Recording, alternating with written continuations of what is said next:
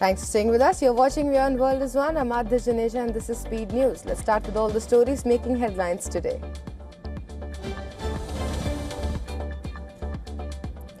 US President Donald Trump said he is in no hurry to reach a deal with Iran, downplaying political pressure from upcoming midterm elections. Trump underlined that any agreement would need to ensure opening of the Strait of Hormuz. Iran has said it is examining a new US proposal to end the war in West Asia. Well, this after US President Donald Trump described the talks as being on the borderline between a deal and renewed strikes.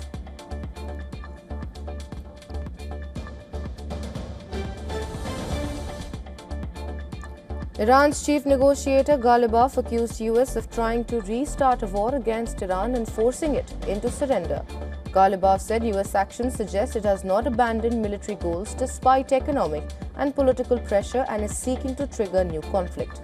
This comes even as the Strait of Hormuz continues to be a point of contention, with fears growing that the global economy will feel more pain as pre-war oil stockpiles run down.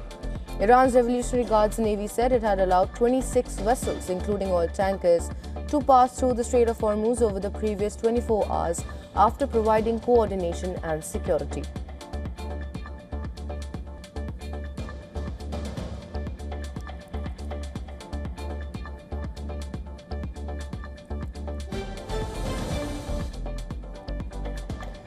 The US military boarded Iranian-flagged commercial oil tanker MT Celestial Sea in the Gulf of Oman after suspecting it had violated a US blockade.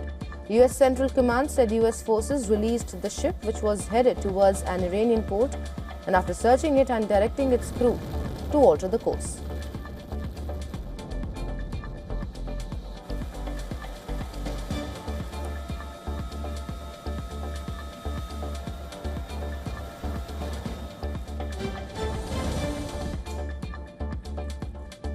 Israel's National Security Ministry has been condemned by several international countries for the ill treatment of Gaza flotilla activists. Well, this after Israeli naval forces intercepted a flotilla carrying aid to Gaza. The Israeli far-right minister Itamar Ben-Gvir posted a video that shows him taunting the detained Gaza aid flotilla activists kneeling with their hands tied to their backs. The incident has also drawn criticism from Israeli Prime Minister Benjamin Netanyahu, saying they are not in line with country's values. The US ambassador to Israel also condemned the minister, calling it a despicable action. In a post on social media platform X, the envoy said that Itamar Ben-Gvir has betrayed the dignity of his nation.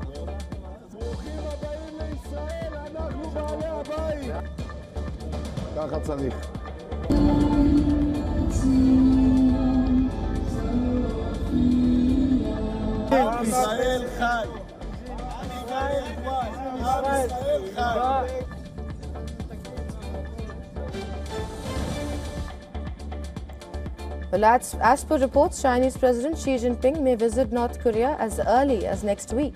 South Korea's foreign ministry did not immediately comment on the report. Well, Kim visited Beijing last year and stood alongside Xi and Russian President Vladimir Putin at a major military parade.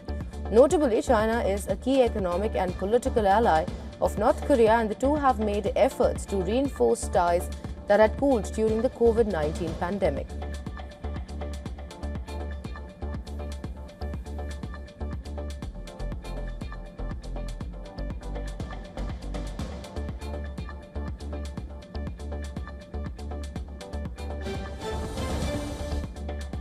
A high-stakes by-election that could reshape the future of Britain's leadership has been officially scheduled. The vote will take place on June 18th in the Makerfield constituency in northwest England.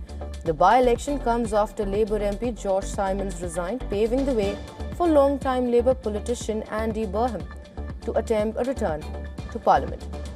Burnham is currently serving as Mayor of Greater Manchester and has already begun campaigning in Makerfield constituency. A Labour MP and former minister between 2001 and 2017, Burnham faces a tough test against Reform UK candidate Robert Kenyon, a local plumber.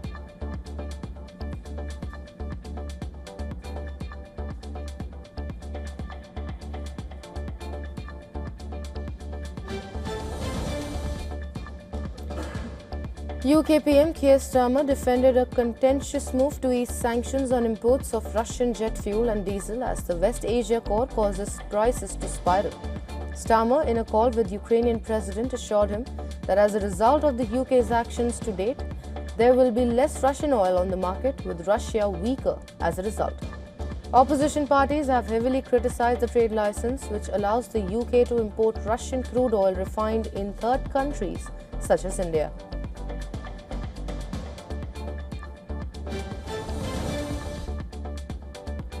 The Trump administration has charged Cuba's former leader Raul Castro with murder, fueling speculation that Cuba is next on America's radar after Venezuela. The charges against the former Cuban president goes back to 1996, when 2 civilian planes were downed. In addition to murder, Castro has been charged with conspiracy to kill Americans and destruction of aircraft. Speaking to the press, US President Donald Trump called Castro's indictment a big move. He also said that the US is freeing up Cuba, but Trump ruled out any escalation in the days ahead.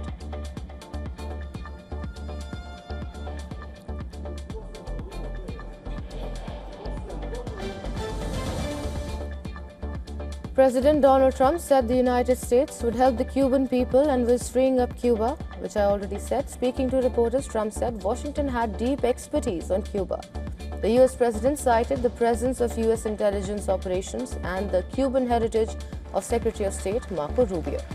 The statement came following the indictment of former Cuban president in connection with the 1996 downing of 2 aircraft operated by a Miami-based exile group.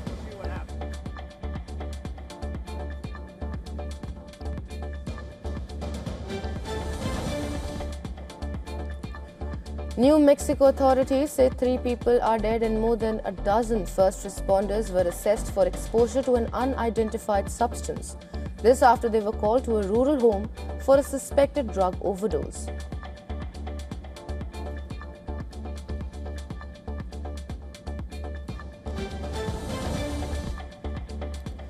Ukrainian President Volodymyr Zelensky stated that Russia is considering Belarus and Russia's Bryansk region as directions for additional attacks on Ukraine. President Volodymyr Zelensky said that a staff meeting had been held during which the military, intelligence services, the security service of Ukraine and the foreign ministry discussed in detail the situation regarding Belarus and Russia's Bryansk region. He stated that Russia was considering those areas as possible directions for additional attacks against Ukraine's northern regions, particularly the Chernihiv-Kiev direction.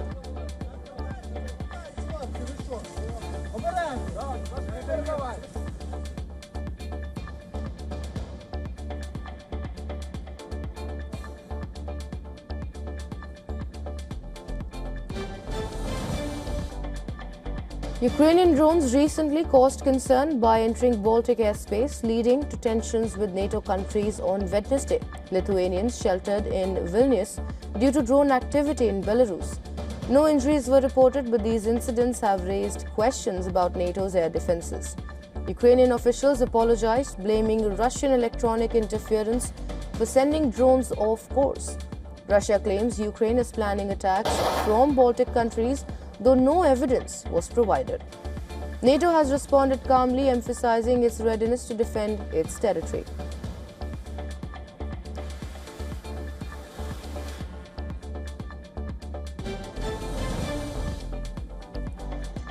Protests in La Paz have escalated into violent clashes as police blocked demonstrators from reaching government buildings.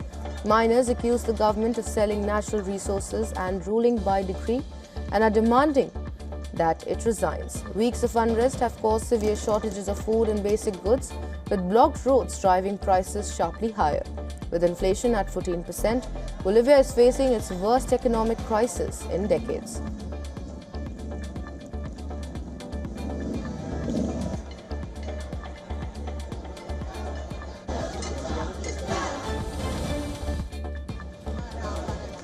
Relatives of political prisoners marched in silence through the streets of Caracas, demanding accountability for deaths in state custody.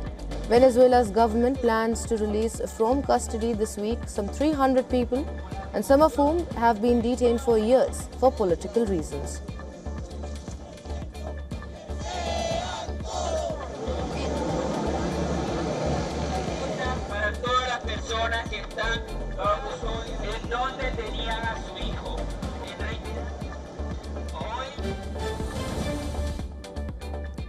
In northwest Pakistan's Peshawar, 3 under custody suspected bank robbers have been shot dead after unidentified armed men opened fire on a police team escorting them.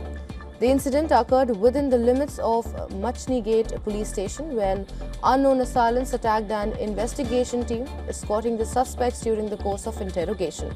According to police, the deceased suspects were allegedly involved in bank robberies and the killing of a police personnel.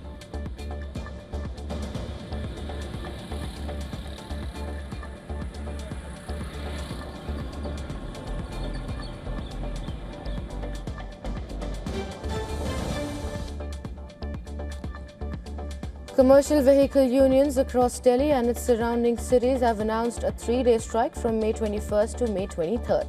The move will bring cabs, auto rickshaws and several transport services to a halt across the national capital region. More than 68 transport unions under the banner of the All India Motor Transport Congress and the United Front of All Transport Associations are expected to participate in the protest. The unions say rising fuel prices, stagnant fares and increasing operational expenses have pushed drivers into severe financial distress.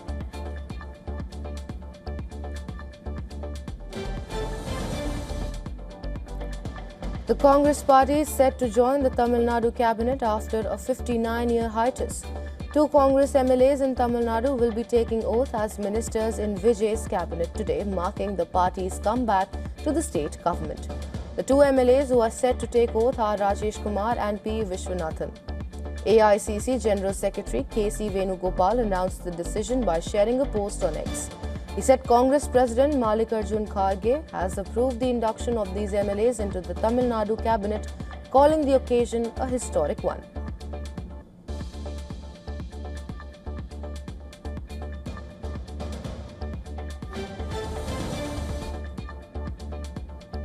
Intense heat continues to sweep across cities and towns of Uttar Pradesh, which is among the worst hit states. In Ayodhya and Varanasi, large crowds gathered at river ghats and water bodies to escape the relentless heat.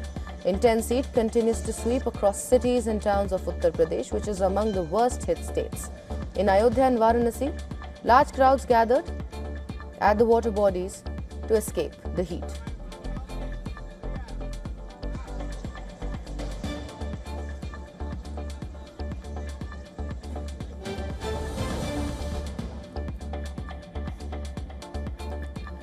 Delhi's power demand has crossed the 8,000 megawatt mark for the first time this year. This as extreme heat tightens its grip on the capital.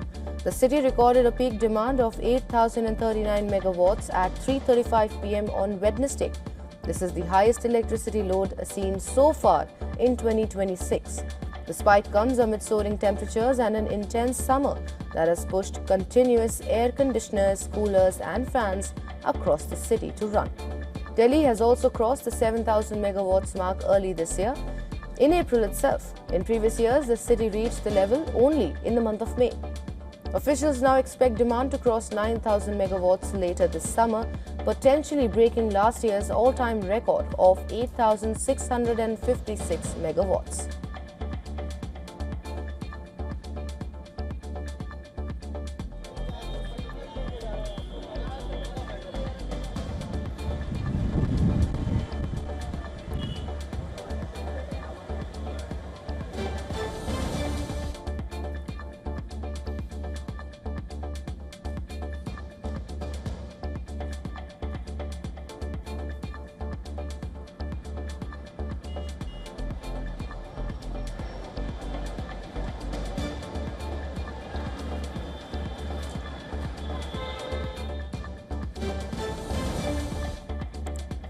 The United Nations General Assembly adopted a resolution reinforcing states' obligations to combat climate change. Only 8 countries, mostly oil producers including Saudi Arabia, the United States and Iran, opposed the modest effort, which won 141 votes in favor.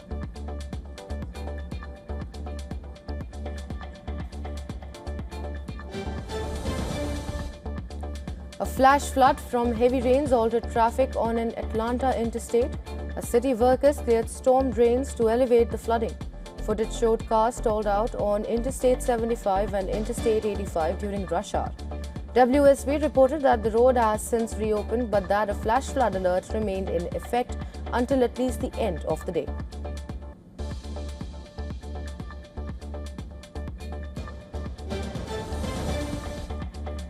Meta CEO Mark Zuckerberg has told employees that the company does not expect any more company-wide layoffs this year.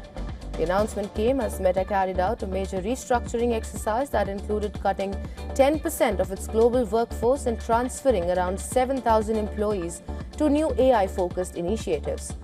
The company said the changes are part of its broader push to expand AI investments and integrate AI agents into both its products and internal operations.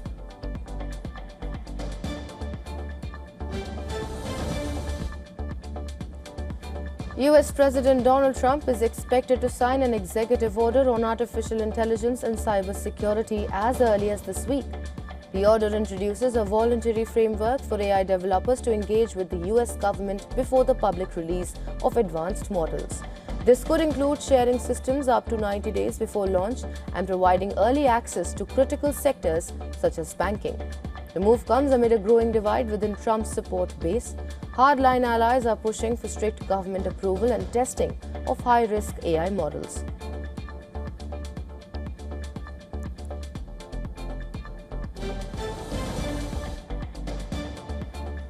OpenAI will open its first applied AI lab outside the United States in Singapore. The ChatGPT maker said it will invest more than $235 million in the city-state and expand its local workforce to around 200 roles over the next few years. OpenAI will also partner with Singapore to develop AI talent, support AI innovation, and expand AI access across public services and businesses. The move comes as Singapore pushes to position itself as a major global hub for artificial intelligence.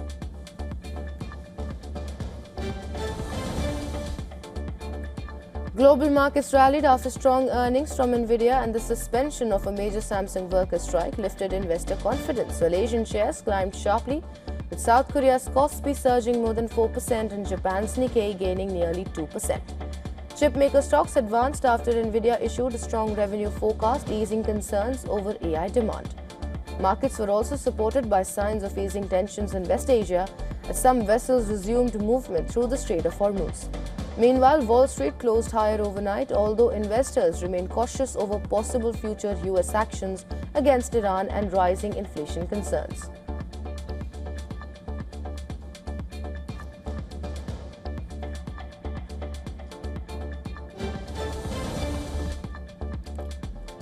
Nvidia has posted another strong sales forecast, betting new AI data center chips that will drive the company's next wave of growth. The chip giant projected second quarter revenue of $91 billion, beating Wall Street expectations as demand for artificial intelligence infrastructure continues to surge. CEO Jensen Huang said Nvidia's new Vera processors could open a $200 billion market and help the company grow even faster than major cloud firms like Amazon, Microsoft, and Google. Despite the upbeat outlook, Nvidia shares slipped in after-hours trade as investors weighed rising competition from rival chip makers and big tech firms developing their own AI chips.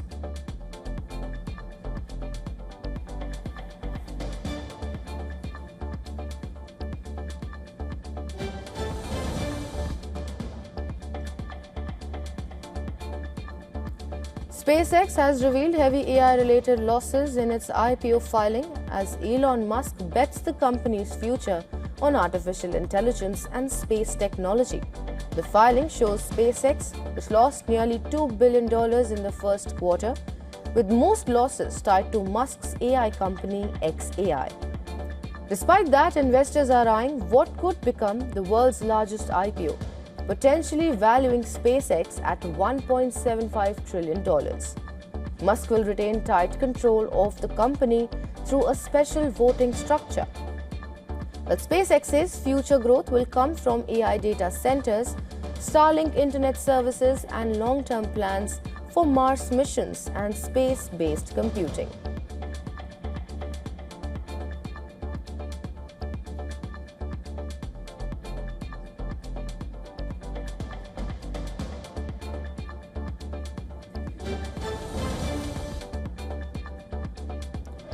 Newly crowned English champions Arsenal are set to create a new Premier League record for revenues.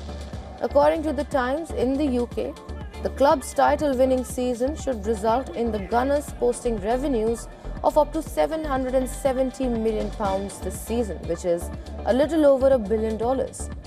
The previous record is the £715 million earned by Manchester City in the 2023-24 season. And if Arsenal beat PSG in the Champions League final on May 30th, that win could push the North London club into third spot in the table of the world's richest football teams, behind Real Madrid and Barcelona.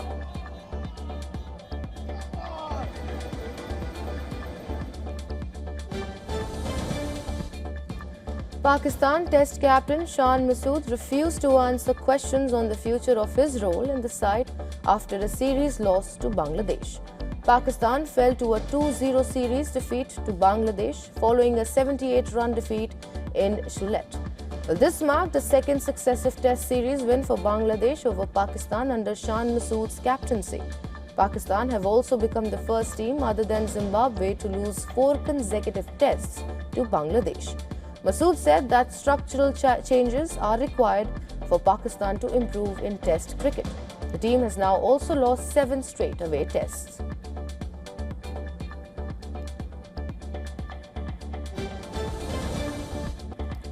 The prestigious Cannes Film Festival celebrated its 79th main competition jury with the traditional handprint ceremony. Jury President Park Chan-wook alongside Demi Moore, Ruth Negga, Stellan Skarsgård and Chloe Zhao pressed their hands into cement to be immortalized on the croisette. The star-studded jury took a brief pause from their screening duties to participate in the event. Voilà, peut-être lever les mains pour les photographes.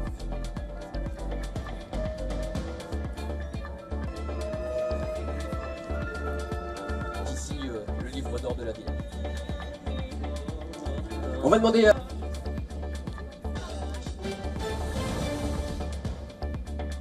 Hindi film actor Saif Ali Khan was in Kolkata alongside English cricketer Ian Botham to celebrate the enduring legacy of his father, Mansoor Ali Khan Pataudi. Speaking at the event, Khan reflected on his father's profound impact on Indian cricket and his quiet, resilient demeanour at home. Khan highlighted his father's unwavering role in instilling a winning mindset in Indian players.